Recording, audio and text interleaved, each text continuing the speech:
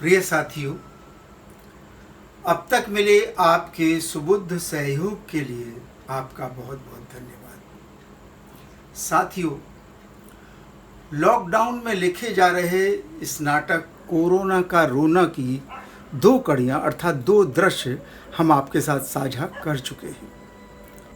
इसी दौरान हमारे कुछ जुझारू रंग साथियों ने भी इन दृश्यों को देखा, सुना और समझा। उन्होंने सदिच्छा जाहिर की कि फिजिकल डिस्टेंसिंग रखते हुए वे इस सोशल डिस्टेंसिंग जैसे भाव से, अप्रिय भाव से राहत चाहते हैं और ये राहत उन्हें इस नाटक में पाठ करने से मिल सकती है। अतः आज की कड़ी में अलग अलग पात्र के संवाद अलग अलग अभिनेता पढ़ेंगे। अपनी 4 दीवारी में रहते हुए भी वे हमारे साथ होंगे। तो आइए शुरू करते हैं नाटक। पढ़ते हैं कोरोना का रोना का 3रा दृश्य। मंच के पूर्व भाग अर्थात डाउन स्टेज पर प्रकाश वृत्त पुनः प्रदीप्त होते हैं। बाईं ओर के ब्लॉक पर युवती बैठी है, मोबाइल पर कुछ देख रही है तथा दाईं ओर का ब्लॉक रिक्त है। युवती: आज 5 अप्रैल है। मौत का आंकड़ा 128 हो चुका है, यानी कि स्थिति के तेजी से बिगड़ने के संकेत हो चुके हैं। विदेशों की संख्या से तुलना करने से ही लापरवाही को बल मिल रहा है। देश के प्रधानमंत्री का आह्वान है कि आज शाम 9 बजे 9 मिनट के लिए मोमबत्ती या टॉर्च की लाइट जलानी है। कोरोना से युद्ध के लिए एकजुटता दिखानी है, पर उससे पहले घर में अंधेरा करना होगा। वैसे विश्व में यह प्रतिक्रिया भी आ रही है कि इसे युद्ध न कहा जाए, मगर हिंदुस्तान पाकिस्तान के युद्ध की भावना का खेल राजनेताओं के लिए तालियां बजवाने का कामयाब नुस्खा रहा है।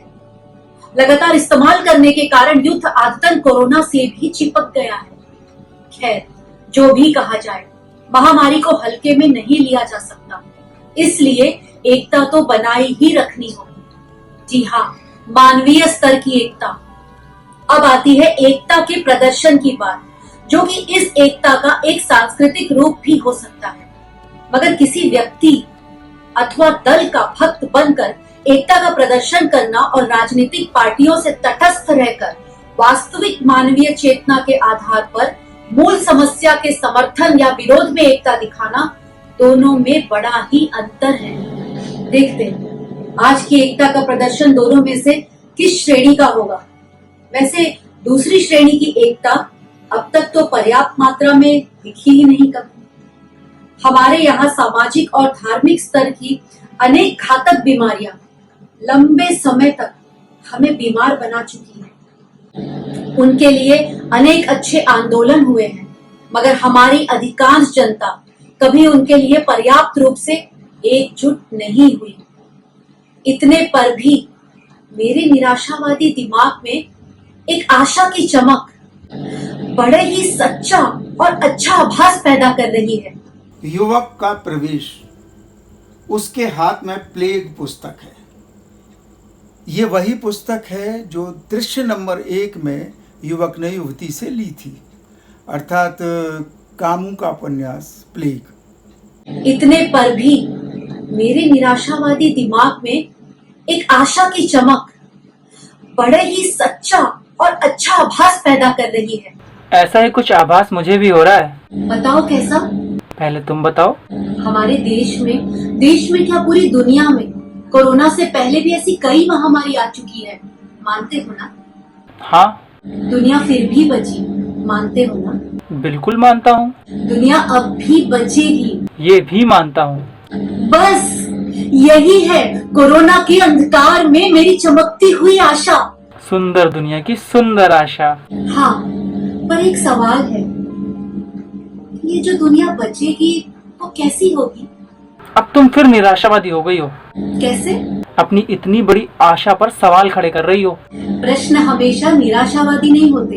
एक चतुर व्यक्ति के लिए सही आशा को छांटने संवारने में मदद करते हैं। सहमत हूँ। मगर आजकल का माहौल अंधभक्ति का है, जहाँ विरोधावादियों के प्रश्न निराशावादी ही माने जाते हैं। पर मैं ऐसा नहीं हूँ। अच्छा, ये बताओ, तुम्हारी नजर में अच्छी दुनिया की क्या कल्पना है? एक ऐसी दुनिया जहाँ मनुष्य और प्रकृति दोनों एक ही गाड़ी के दो पहिए जैसे हों। सुंदर है पर सत्य नहीं। तुम ही बताओ, यह गाड़ी स्थिर होगी या चलायमान? और अगर चलायमान होगी तो इसे कौन चला रहा है? ईश्वर।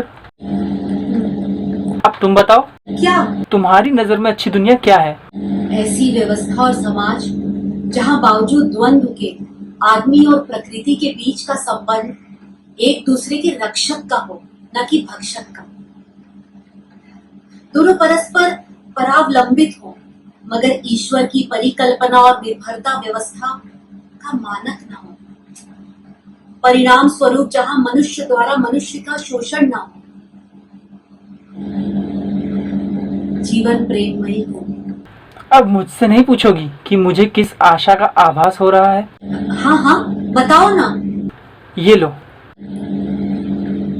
इस पुस्तक से मिली तुम्हें ये आशा? मेरी वो आशा इस पुस्तक में रखे पत्र में है। तुमने इतनी जल्दी पढ़ भी ली? अंग्रेजी में है, पूरा नहीं पढ़ पाया। तो तुम इस लॉकडाउन में इतनी दूर ये? आज इस पत्र की वजह से फिर से भावनाओं में बह गया।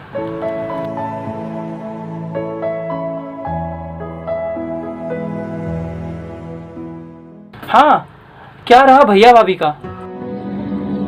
14 दिन के पीरियड और टेस्ट के रिजल्ट के बाद ही पता चलेगा। उसी पर सब निर्भर करता है। युवती अन्य मनस्क सी पत्र पढ़ने लगती है।